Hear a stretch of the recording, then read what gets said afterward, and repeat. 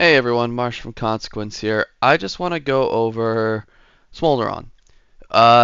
So basically, I put this in a Google Doc again. I kind of like the way the last video was. Um, just kind of giving a quick breakdown of the fight. So the main mechanic of the fight in the first phase is this brand of damnation with the overheated mechanic. So we'll go over here and we'll play it. This is the kill pull on heroic, I think. So what we're gonna do is we're gonna drag the boss over here. You do not want to, this middle circle here, you don't want to do anything. So this is the overheat mechanic, okay? So what we're trying here is we're gonna try putting everyone on the side, and they're gonna be looking out in a straight line. During our mythic testing, we kind of were a little more relaxed with this mechanic because what you're gonna see here, um, 2, 1, is you get these, and if you just have them all together, in theory, if you're all facing the right direction in a straight line, you'll be 1000% safe. But in practice, it might just be better just to like kind of just spread out and dodge instead of having everyone in the same congested area. I do think in Mythic you will have everyone in the same congested area and use some special positioning, but in Heroic, I really think it's just easier to stand out. One thing to note is after this line goes off with overheated, you will have these bait circles.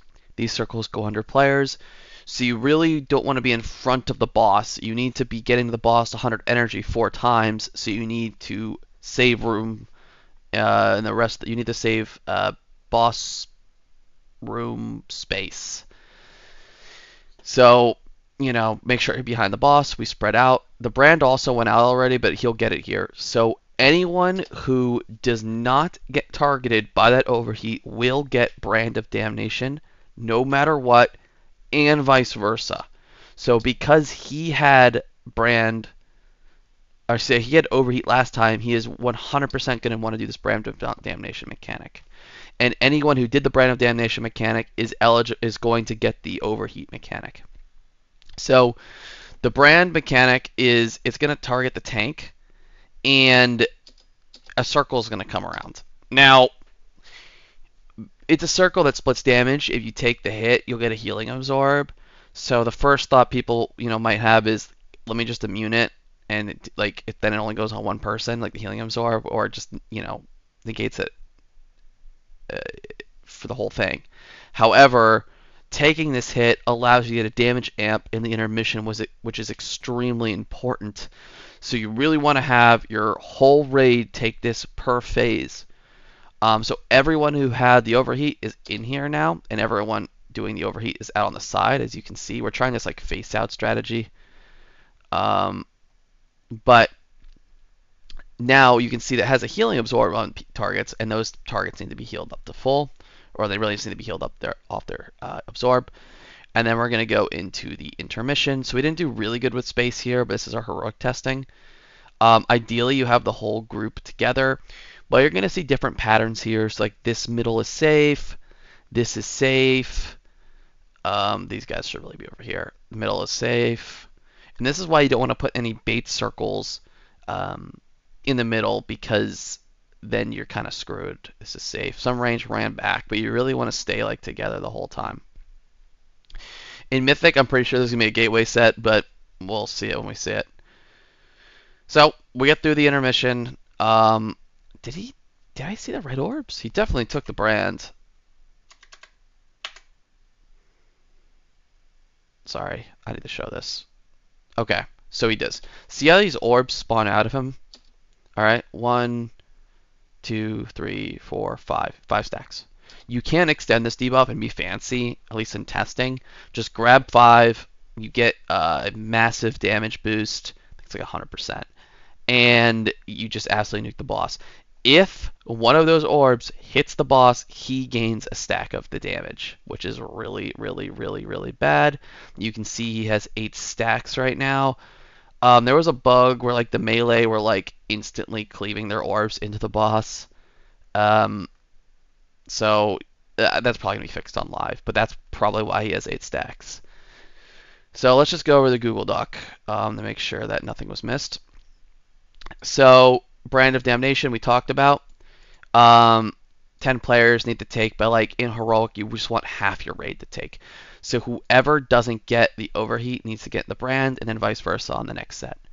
Um, so you take the Soak, get the Absorb, and then you're able to get the Orbs in the intermission. That's how that works. It also targets the tank. Overheated is the circle that shoots the lava waves. So, don't get by a lava wave. And I really think, like, as long as you're not in the middle of the room where you're doing that dance, you can just kind of spread out behind the boss, and that's probably going to be the easiest overall to execute. And then the lava geysers we talked about, which is the bait, which is why you never want to bait in front of the boss, because you need to have the as much of the room cleared as possible. And we talked about intermission here. Get the brand, you'll get the stacks, the dodging pattern, and we talked about the enrage, which is 4 times. And we actually will look at the enrage here. So this is basically going to repeat, and he's going to just do like ramping damage. But I'm going to hop ahead, so that wasn't our kill pool, but it's okay. So we hop ahead here. What's going to happen here is he's going to hit. So this is his last bar. He's going to hit 100 energy here very slowly. So we're still doing all the mechanics. In the last phase, it might be worthwhile to do the Brand of Damnation with immunities. I didn't mention that because like you're not going to get the orb mechanic in the last phase, I think. So just like having a few people take that per is just going to lower the raid damage a lot. That's something to play around with. That's something that we will probably do if available. Anyways, going to go in this last phase here. So he gets 100 energy.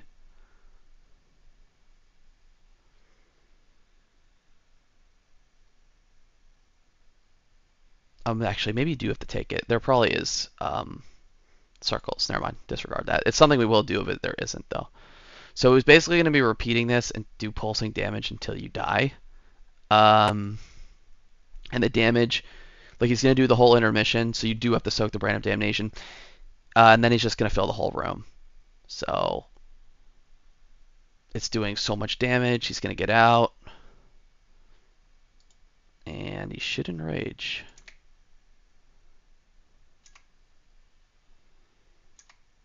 Oh, sorry. That was the wrong time. Now he's going to fill energy.